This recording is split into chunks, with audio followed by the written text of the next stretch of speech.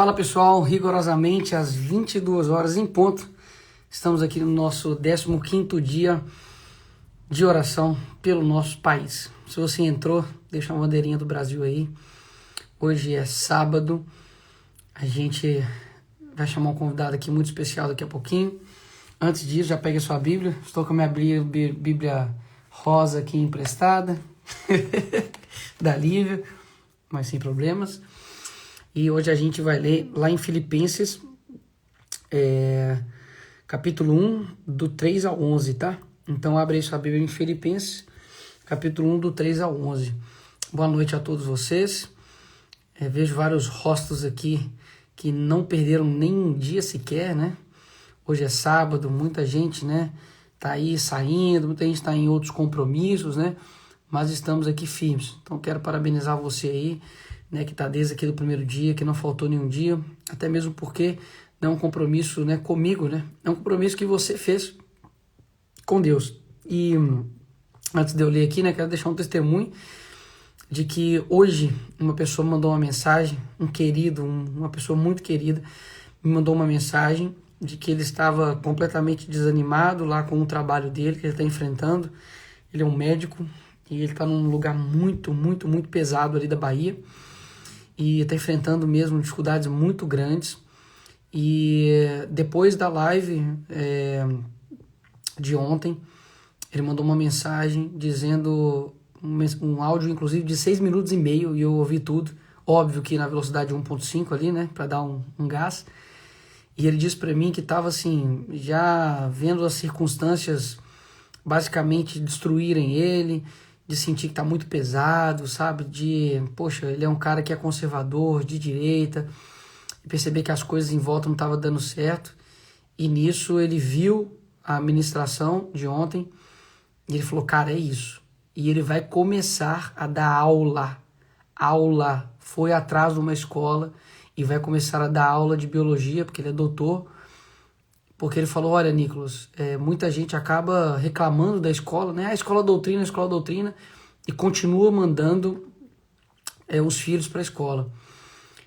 Porque tal pessoa tem que fazer isso, tal pessoa tem que fazer aquilo, sendo que existem vários advogados, professores, doutores, que podem, né, se candidatar ali, preencher os requisitos para poder se tornar um professor, né, na rede básica de ensino. Então, né, você que está vendo agora, eu peço para que Deus toque seu coração, ore por isso, para que se você é uma pessoa capacitada, para que você consiga, né, tirar 1 hora ali do seu tempo, né, da sua semana, para poder ministrar aulas, né, para crianças que vão formar aí o nosso futuro Brasil. Então, muitas das vezes a gente quer transferir a responsabilidade para o outro, né? Fala que a escola tá ruim, mas a gente mesmo não se coloca à disposição para poder mudar, né?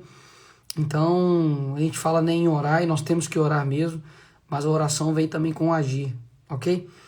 Então, só queria deixar isso para vocês aí, que a live, graças a Deus, tem dado ótimos frutos, e ele ficou assim muito agradecido, porque a live de ontem deu uma força para ele não largar tudo, e pelo contrário, para ele ir atrás e conseguir ser um professor e fazer a diferença ali em um lugar onde, se ele está, é porque ele foi colocado ali por um motivo, né? Então, você tem que ser o agente de transformação onde você estiver. Amém? Então, abre aí em Filipenses, capítulo 1, do versículo 3 ao 11. Vamos ler aí. Dou graças ao meu Deus por tudo que recordo de vós, fazendo sempre com alegria súplicas por todos vós, em todas as minhas orações, pela vossa cooperação no Evangelho, desde o primeiro dia até agora. Estou plenamente certo de que aquele que começou a boa obra em vós há de completá-la até ao dia de Cristo Jesus. Aliás, é justo que eu assim pense de todos vós, porque vos trago no coração, seja nas minhas algemas, seja na defesa e confirmação do Evangelho, pois todos sois participantes da graça comigo. Pois minha testemunha é Deus, da saudade que tenho de vós, na terna misericórdia de Cristo Jesus. Eu também faço esta oração, que o vosso amor aumente mais e mais em pleno conhecimento e toda a percepção, para provardes as coisas excelentes e serdes sinceros e inculpáveis para o dia de Cristo, cheios do fruto de justiça, o qual é mediante Jesus Cristo, para a glória e louvor de Deus. Amém? Esse Filipenses aqui, né, Epístola de Paulo aos Filipenses, ele mostra como as súplicas e as orações dele eram muito sinceras perante seus irmãos, né? Ele estava ali, seja ele falando, olha, seja em algemas, seja na defesa, ou na confirmação do evangelho, porque todos nós somos participantes da graça, né, comigo. Ele estava com o coração ali realmente com saudade, né, ali dos irmãos. Então, eu acredito que a gente precisa orar e mesmo em momentos difíceis, a gente não pode deixar de lembrar que nós temos que ter esse corpo a corpo. Nós temos que ter a presença na vida das pessoas, né? Nós precisamos amar, né, ter compaixão.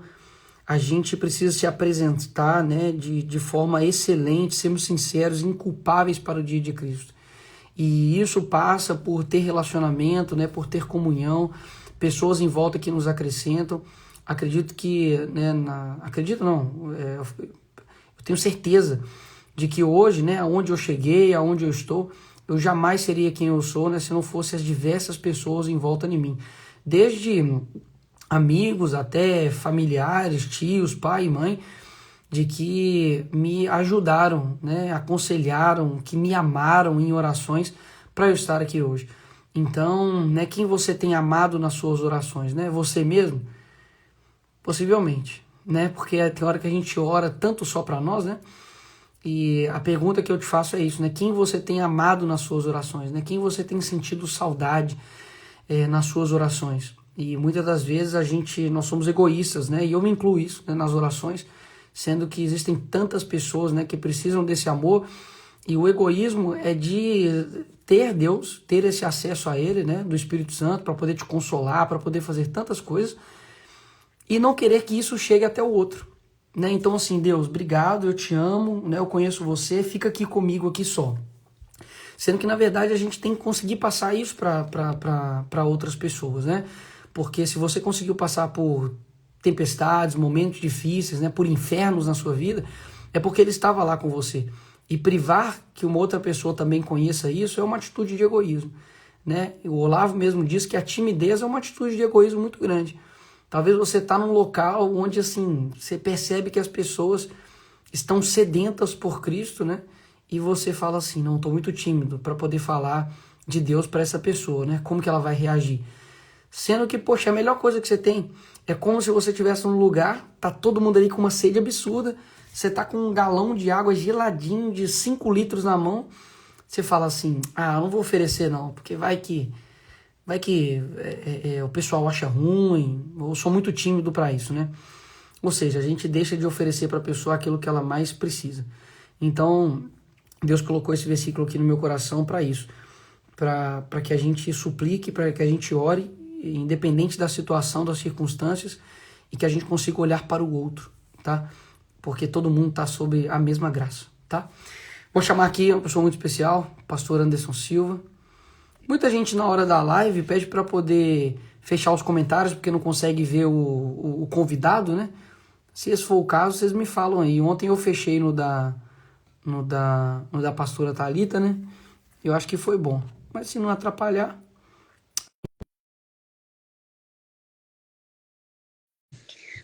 Deixa eu chamá-lo aqui.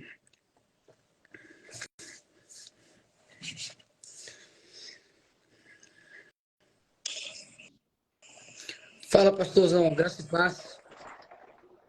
Fala, macho. Beleza? Tá me E ouvindo sempre bem? me chama assim, fala, mas tudo bem, graças a Deus. Tá me Que ouvindo? Vendo bem alegria, aí? macho.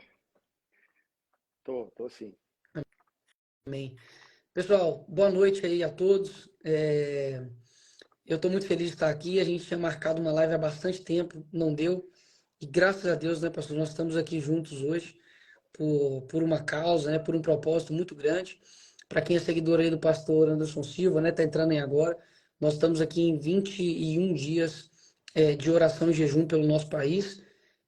Não por conta. Ó, o povo pedindo aqui, tá bom, gente, tá bom. Pera. Não pedindo para poder orar por um político em específico ou um partido em específico, mas orando também por eles, porque eles fazem parte do Brasil, né? Eu faço parte do Brasil, eu sou um político, e não é por isso que eu não preciso de orações, assim como também o presidente da República atual, assim como também os ministros. Mas a gente tem trazido várias pessoas aqui, né, que como um corpo, cada parte contribui para uma função, né? E a mão faz um papel diferente do pé, o nariz diferente dos olhos, da boca, dos ouvidos e assim por diante. E graças a Deus, né, a gente tem trazido pessoas aqui que têm orado, né, dado uma palavra sobre cura, sobre libertação, sobre justiça, sobre o momento também político que a gente está vivendo também, sobre várias coisas. Então, pastorzão, fique completamente à vontade, né, para você trazer a sua palavra aqui, para depois a gente orar. Estou muito feliz mesmo. Conheci o pastor Anderson já tem um tempo. Inclusive, eu acho que foi lá em Niterói, a primeira vez que eu fui numa maçonaria. Eu saí de lá assim, caramba, bicho, eu não sou homem, não. Poxa, eu preciso virar homem de verdade, né? Porque realmente a palavra é muito forte. A primeira ministração que eu ouvi do pastor foi a Bíblia que você não leu. Esse é o nome da Eita, ministração. Essa ministração, assim, rasgou meu coração aquele dia ali. Tenho certeza que o Espírito Santo estava, assim, à vontade. Ele estava à vontade, porque realmente foi uma da... Se não a primeira ou a segunda, que eu acho que a primeira foi sobre o feminismo. Eu esqueci qual que é o tema, é a omissão dos homens e o feminismo. a omissão dos homens e o feminismo. Mas, assim, vejam, eu aconselho a vocês, vejam, que tem muito homem aí que não está sendo homem, tem muita mulher também que não está sendo mulher, e é uma palavra atemporal, e melhor de tudo, bíblica, evangelho puro. Então foi assim que eu conheci o pastor, depois a gente se encontrou em alguns outros momentos, né, consegui ministrar ali em Brasília ali também, e graças a Deus, né, acima de tudo, né, a gente tem essa amizade, e ele é um homem, assim, de fibra. Posso falar com vocês, é um homem de fibra, um homem reto, que a injustiça move o coração dele para poder fazer justiça. E isso eu acho muito belo, isso eu acho muito nobre. Então, Amém. pastor, fica à Amém. vontade aí e vamos para cima. Amém.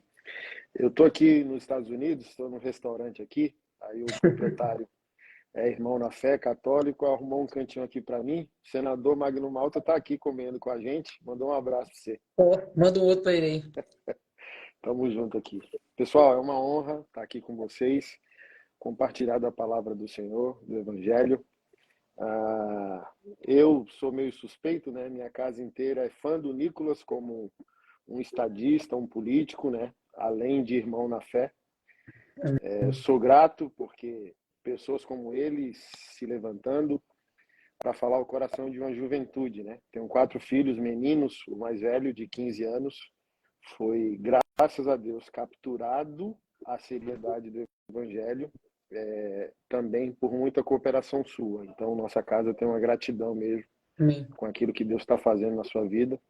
E isso é importante para o nosso país, é importante para nós como igreja evangélica. Então, não desista. Amém. Oramos e clamamos para que um homem como você um dia se torne, se Deus quiser, presidente da nossa nação aí. Conte com as nossas orações para você ter lombo grosso para aguentar até Eu lá. ia falar a resposta que eu sempre dou. Quem me conhece sabe, deixe Deus no controle disso. Só isso que eu respondo. Eu orei um dia a Deus, fez gente, tanta gente fala isso comigo, eu preciso ter uma resposta padrão. Porque só fica naquela coisa, obrigado, obrigado, parece que eu tô querendo isso para mim, né? Aí eu falei, Senhor, me deu uma resposta padrão para isso. E ele me trouxe. Deixa eu no controle disso. Então eu sempre repito isso. Deixa Deus no controle disso aí. Amém. Hoje, pessoal, gostaria de compartilhar sobre oração, é o nosso tema. Eu me dói bastante como pastor perceber que tanto a igreja evangélica quanto a católica, elas foram feridas, né? A igreja católica pela teologia da libertação, a igreja evangélica pela teologia da prosperidade, atual hoje teologia coach, ou o liberalismo teológico, né? A lá pastores da Shopee, como você bem defendeu em uma das suas últimas falas ali. Então, vários pastores da Shopee surgindo aí, relativizando a verdade, a Bíblia e por aí vai. Então, a igreja não sabe mais como se portar em oração. Jesus virou um gatinho domesticado, ele não é mais considerado o leão da tribo de Judá. Customizaram o escândalo, reduziram a graça de Deus a um patrocínio ao pecado, uma graça barata, graça sem responsabilidade, graça sem santidade, graça sem obediência. Então, a minha cooperação a esses 21 dias é que a gente entenda algumas maneiras de orar. Nem toda oração é semelhante, né? Então, eu queria aqui só pontuar rapidamente 4 tipos de orações, para a gente amadurecer, não ficar amando a Deus só na questão da nossa emoção. A gente tem que amar a Deus a partir da palavra. A gente tem que orar a palavra. Então, a Bíblia respalda o que eu estou pensando sobre Deus? Perguntaram para mim assim, o que você diria a tal pastor que é um pastor liberal? Aí eu falei bem assim, eu perguntaria quem é Jesus. Porque isso vai definir toda a visão que o cara tem de mundo, a teologia dele e a filosofia dele. Quem é Jesus? Se ele não souber responder, ele não sabe orar. Porque, por exemplo, para um pastor da Shopee, como você confrontou lá, Jesus é o Jesus histórico, é o Jesus inclusivo, é o Jesus negro, é o Jesus gay, por aí vai. Se esse Deus deles se parece com eles, não é Deus. Na hora de orar, vai orar uma oração fraca. Porque é uma oração infantil, uma oração emocionada, e você não consegue acessar a autoridade espiritual concedida pelo Senhor. Então, gente, existe a oração de devoção, a oração, a melhor oração, né? Que é a de devoção, a de amor a Jesus, a de paixão por sua majestade, sua santidade, sua glória. Existe a oração de petição, que é a oração baseada em nossas necessidades. Precisamos crescer financeiramente, precisamos fazer as áreas da nossa vida avançar, precisamos abençoar o nosso casamento. Uma oração de petição. Senhor, faça isso. Senhor, eu te peço aquilo e tal. A oração de intercessão, a oração intercessória, orar pelo perdido, orar pelo parente, orar pela família, orar pela igreja, orar pelas lideranças da igreja. E, por último, a oração de execução, a oração de juízo, a oração, como os pentecostais gostam, né, de fogo e por aí vai. Essas orações que eu citei aqui, essas 4, nenhuma se parece com a outra e todas elas têm um nível de entrega emocional diferente. Se você está orando para amar Jesus, obviamente você vai estar quebrantado, você vai estar apaixonado pela presença, você vai estar sensível, você vai ter quebrantado com lágrimas. Se você estiver orando por petição também, né? Você está clamando ali, desesperado, querendo uma resposta de Deus. Se você estiver intercedendo também, você vai estar quebrantado ali, orando por uma vida. Mas a oração de guerra não é para Deus que nós fazemos. É contra uma situação, é contra uma pessoa, é contra um contexto, é contra uma injustiça. E aqui eu quero dar um contexto muito interessante. Não sei se você já me ouviu falar isso ou já percebeu isso na Bíblia. Textos do ID, a grande comissão, Marcos 16, Mateus 28. Ide por todo mundo, pregar o evangelho a toda criatura, né? E por aí vai. Nesses 2 textos, Jesus Cristo diz assim, expulsarão demônios, imporão as mãos sobre os enfermos e eles serão curados. Se beberem alguma coisa mortífera, não vos causará dano. Vamos lá.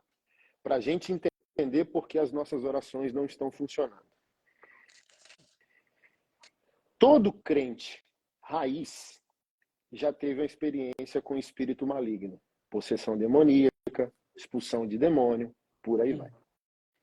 Nenhum crente raiz vai titubear na frente de uma possessão. A gente vai para cima, ok?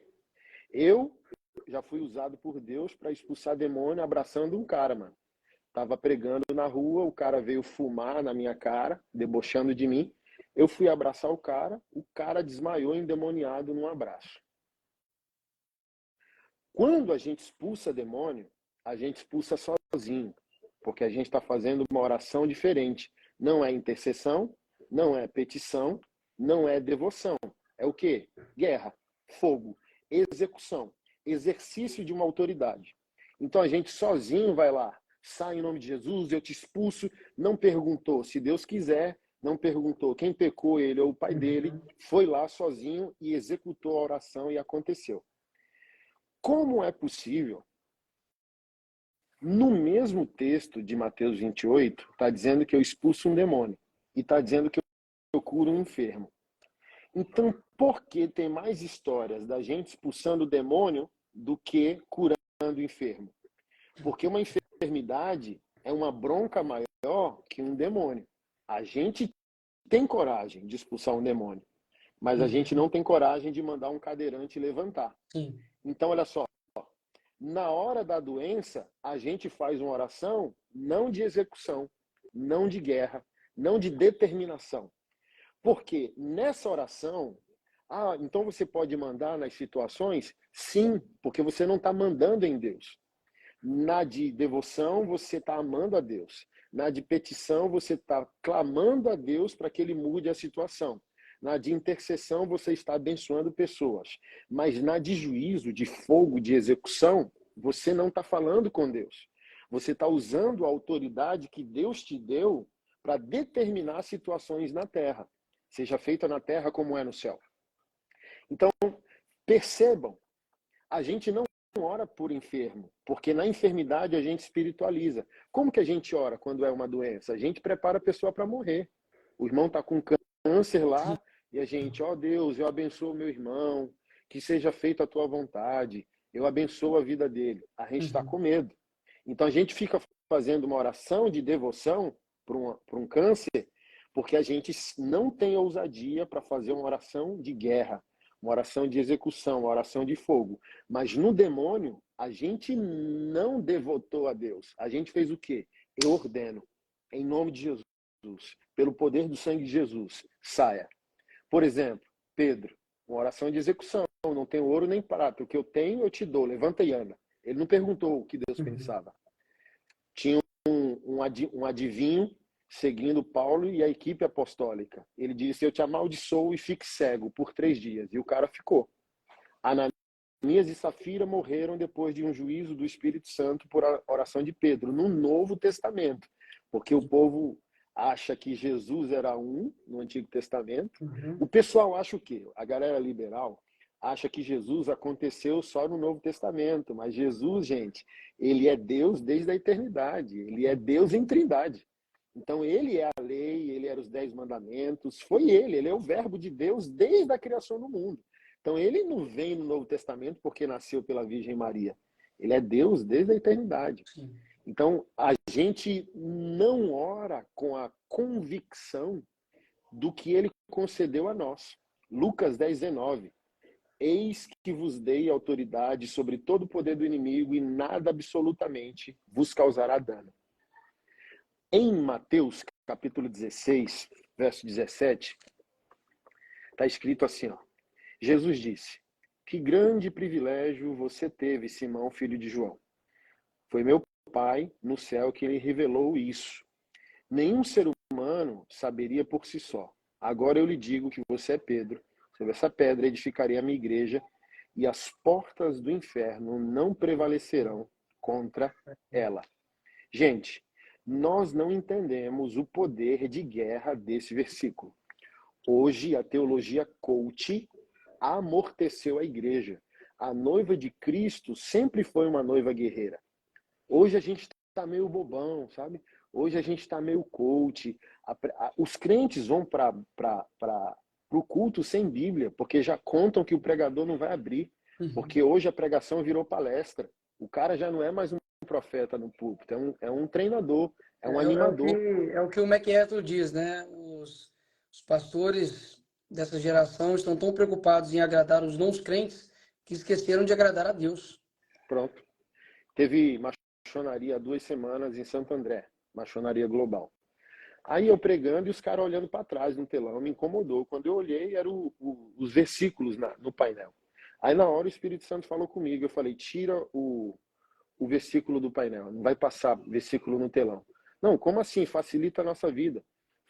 Aí eu falei bem assim, olha, é um evento de homens. Eu não estou aqui para treinar menino, estou aqui para treinar homem. A igreja está afundando, ela está infantilizando. Sabe por quê? Porque você não vem para um culto mais com Bíblia. Então, não estou aqui para facilitar a sua vida. Então, se o versículo vai passar no telão, eu estou condicionando a você a ter uma Bíblia só no celular e não ter uma Bíblia física. Eu estou aqui num restaurante, gente, cheio de gente ímpia aqui, ó. Estou aqui com a minha Bíblia, pô. Não vou me envergonhar da palavra de Deus. Aí um crente não sai mais de casa para ir para um culto com Bíblia, porque ele julga, eu estou indo para uma palestra. Aí você pede para esse crente orar, ele vai conseguir orar? Ele vai conseguir ordenar espiritualmente o que ele precisa ordenar? Mas voltando aqui ao versículo, as portas do inferno não prevalecerão. Eu vou conectar esse verso com o Salmo 127. Bem-aventurado o homem que tem muitos filhos em sua mocidade. É como um guerreiro com flechas em sua aljava. Não será envergonhado quando os inimigos vierem à porta da cidade. Então, na antiguidade, porta da cidade é justamente o que para nós hoje existe nas entradas da cidade. Rotatória, tesourinha, balão, depende do estado. A porta da cidade. Bem-vindo a Araporanga, bem-vindo a Taguatinga, bem-vindo a Brasília. Na antiguidade, era um portal mesmo, um arco. Só tinha essa entrada. E toda a guerra era travada na porta da cidade. Então, os homens da cidade, porque o salmista, no 127, diz que é bem-aventurado o homem que tem muito filho. Ele não vai ser envergonhado quando os inimigos vierem para a porta da cidade. Então, eu quero guerrear contra aquele outro povo. Quero guerrear contra aquele reino. O encontro é na cidade. Quem vai defender a população, a religião, as crianças, as mulheres, vão para a porta da cidade para defender o seu povo. Quem vem atacar vai fazer o encontro também na porta. Então, um defende e um ataca. Então, Jesus está dizendo o quê? O inferno, as portas do inferno não prevalecem contra a igreja. Ou seja, Jesus está dizendo que a igreja está numa posição de ataque e não de defesa. Que o inferno é uma cidade com uma porta e está dizendo, essa porta não vai resistir, a gente vai ter que derrubar ela para saquear ela.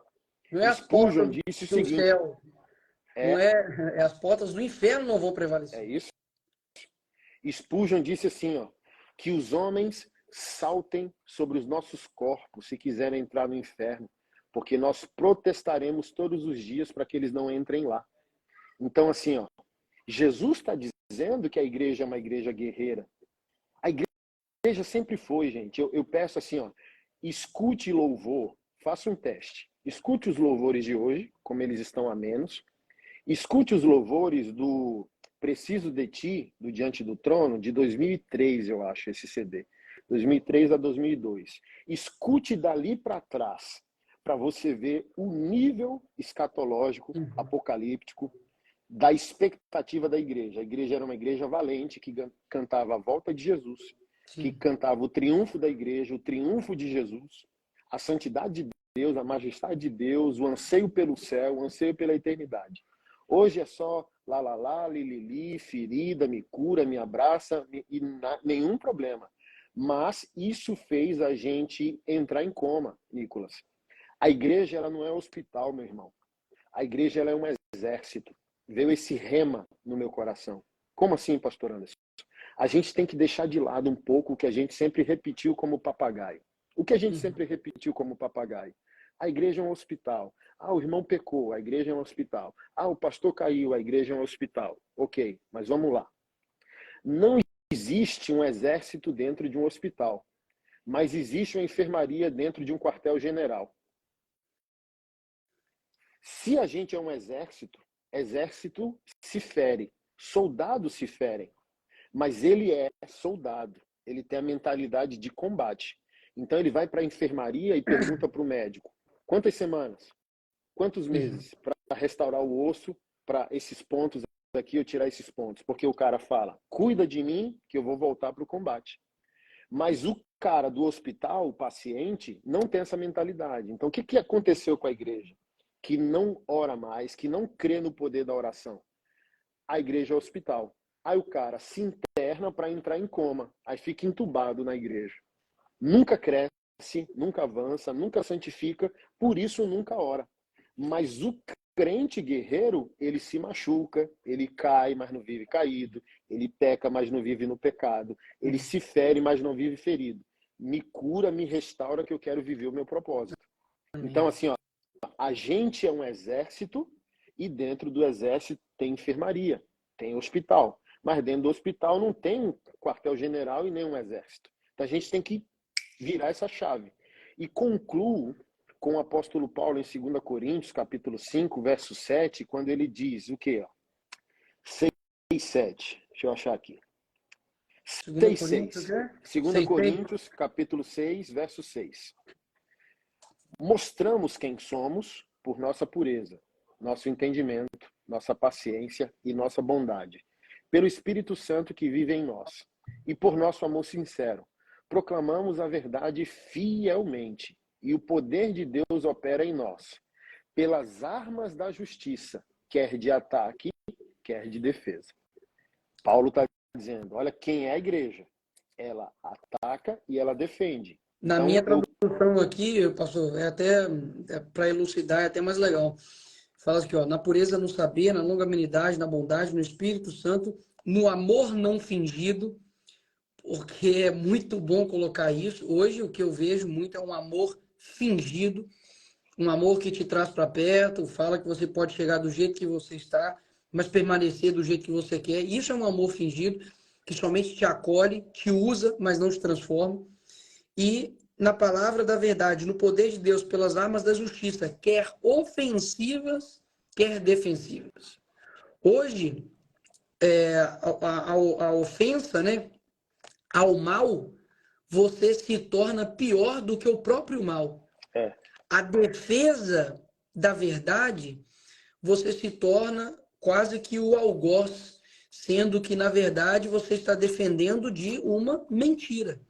Então, é legal ter essas palavras aqui, porque me parece que a palavra ofensa ou a palavra ataque foi retirada do vocabulário cristão. Nem do cristão só, né?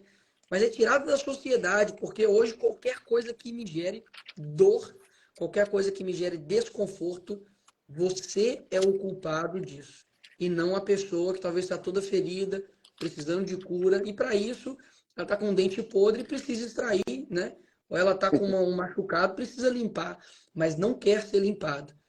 Então é legal colocar, mostrar que isso aqui está na Bíblia. Né? Minha Bíblia é rosinha aqui, eu peguei a Bíblia da minha esposa, mas não deixa de ser Bíblia. É isso aí. Assim, não sei se você gosta de C.S. Lewis.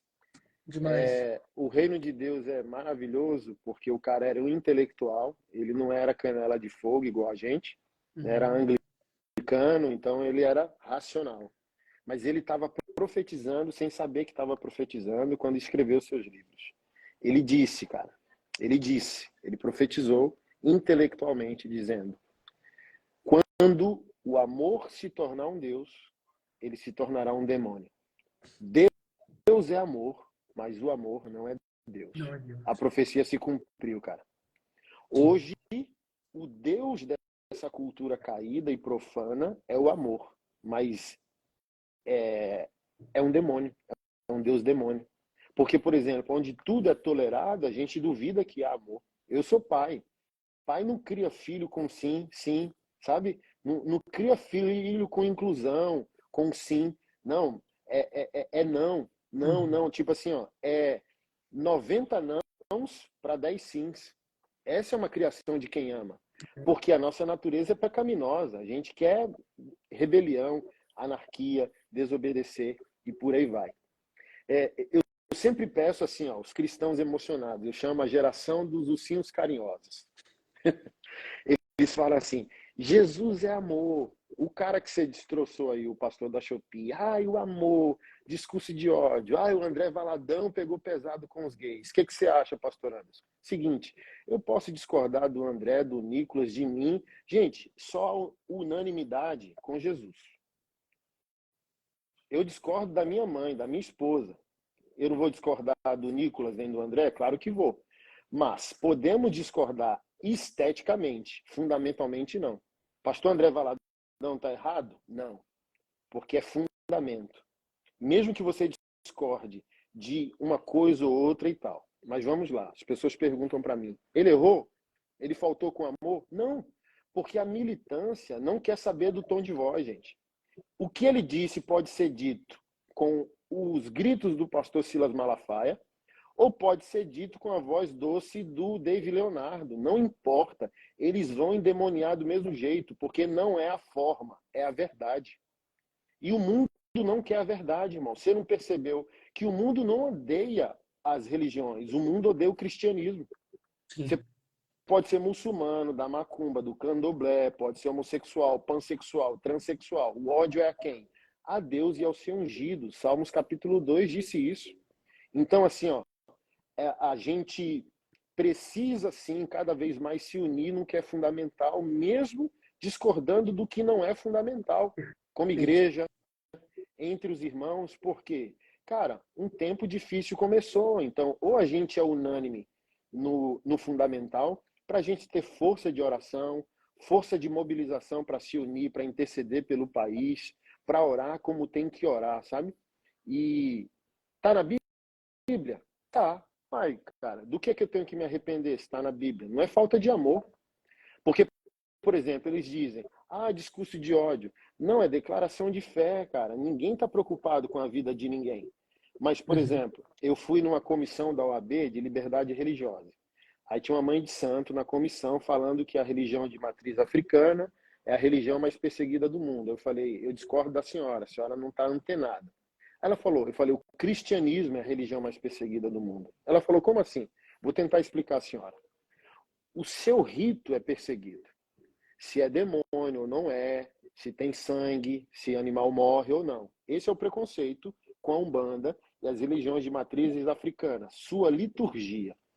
A senhora acha que porque os templos evangélicos estão cheios, não há perseguição. Mas eu vou tentar ajudar a senhora. Sua liturgia é perseguida. Nossa doutrina é perseguida. Então, a senhora pode cultuar quanto quiser. E sua liturgia vai ser alvo de preconceito social. Mas nós não podemos nem crer mais e nem pregar o que está escrito. Então, a perseguição contra nós é como uma guerra fria. A senhora pode levar um ataque à sua liturgia. Nós levamos um ataque ao nosso livro sagrado. Então, todas as religiões abraâmicas, judaísmo, islamismo, cristianismo, tem doutrina, tem livro.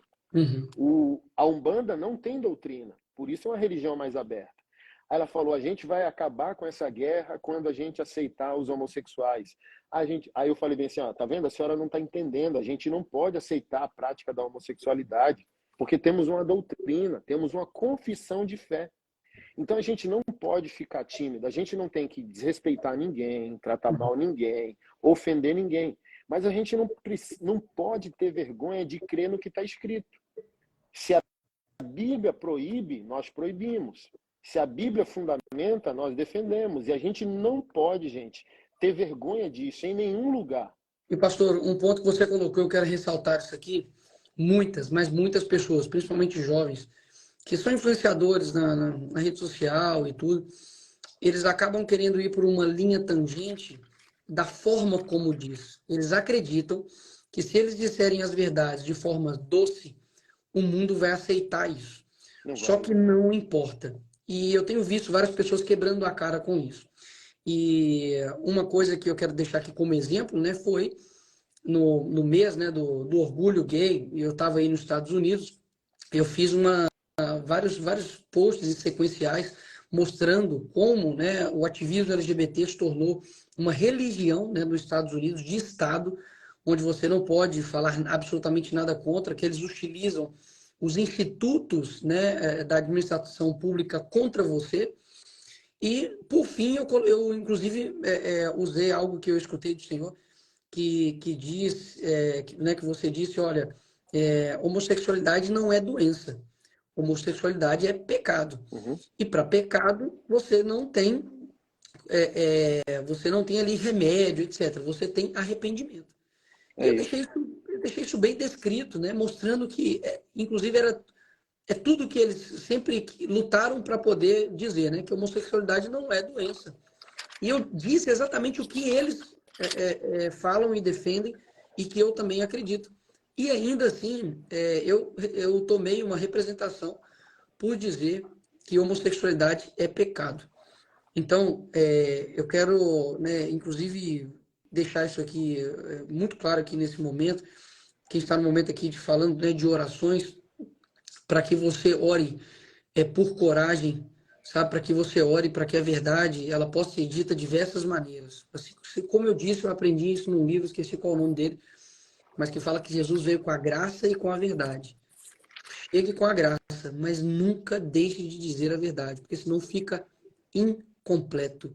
E não importa, você pode pintar a verdade de ouro, pode apresentar ali com açúcar, eles não vão querer engolir, não vão querer se alimentar É disso, isso. porque a verdade da Bíblia é loucura para o mundo.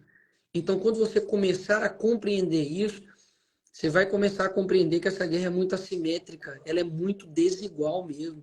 O momento em que você está defendendo uma verdade, você está sendo racional, você está tendo compaixão, você está falando da melhor maneira possível, da melhor tônica possível, eles vão acabar com você. Vão ir atrás da sua família, vão pedir o seu emprego, como já fizeram com outras pessoas, vão colocar rótulos em você de crime, porque homofobia é crime, vão colocar você de rótulos de criminoso, enquanto eles vêm com uma fala mansa, como um Leonardo Boff da vida, como um pastor da Shopee da vida, e acabam ganhando as pessoas. Você fala assim, mas percebe, é isso que a igreja tem que fazer, tem que modular para poder alcançar as pessoas, mas aí que elas não estão entendendo.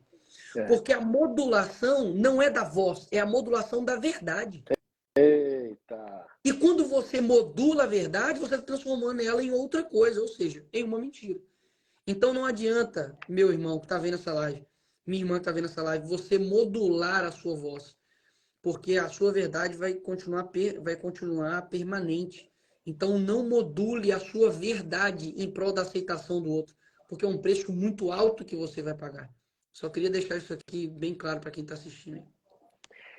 Precisamos entender, para a gente encerrar, que o espírito do anticristo está vestido de amor. Gente, guarda isso. A igreja, ela atrasou muito quando ela achou que Satanás estava vestido de vermelho, tridente, chifre ou de preto na banda de rock and roll. O espírito do anticristo nada mais é do que a operação da justiça social, do amor, sem Cristo. Então, o que é espírito do anticristo? Negar Jesus, o seu atributo salvador. Ele é quem? O Messias. E o Messias veio o quê? Salvar. Então, todas as filosofias humanistas, ateístas, tiram o pecado da sociedade. Olha, isso não é pecado, é uma escolha.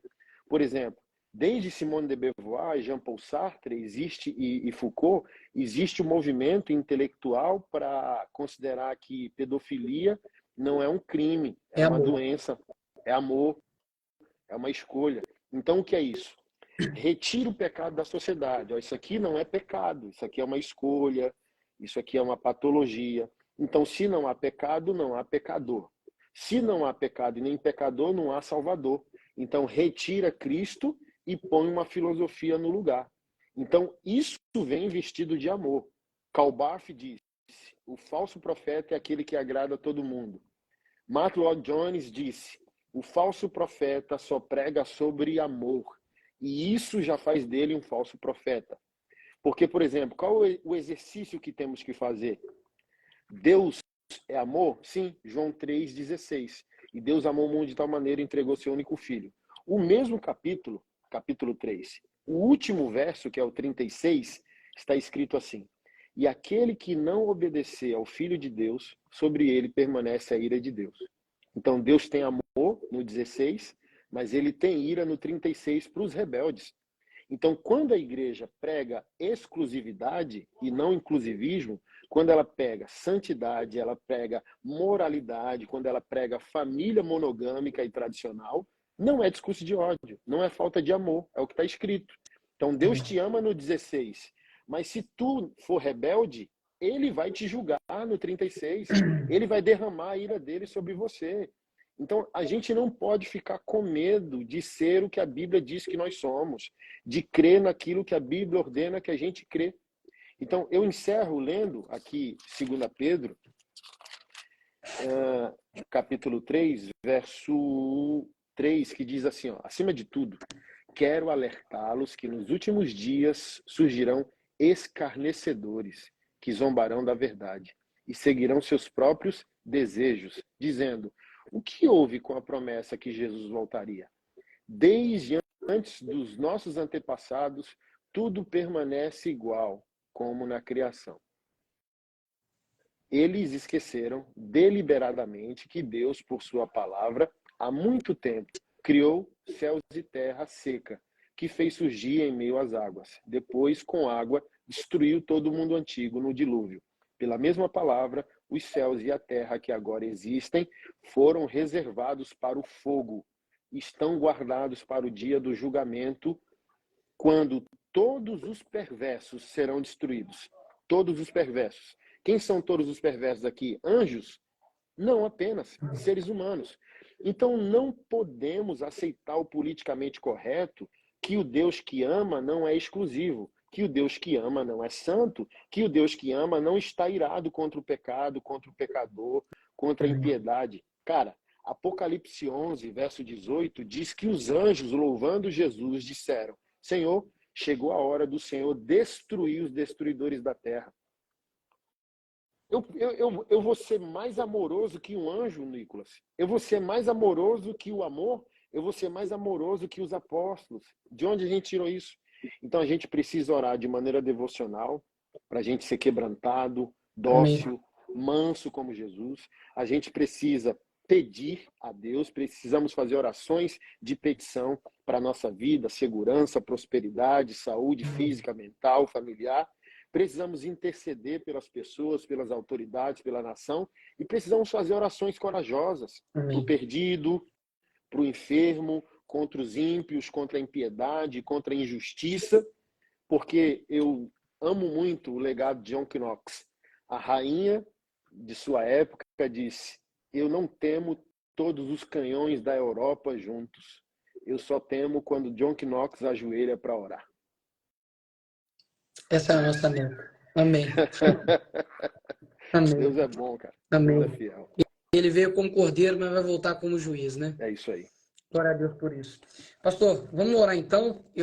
Amém. Os comentários já estão fechados aqui. Eu vou fechar o microfone. Assim que você dizer amém, a gente finaliza aqui. Tá bom. Glória a Deus.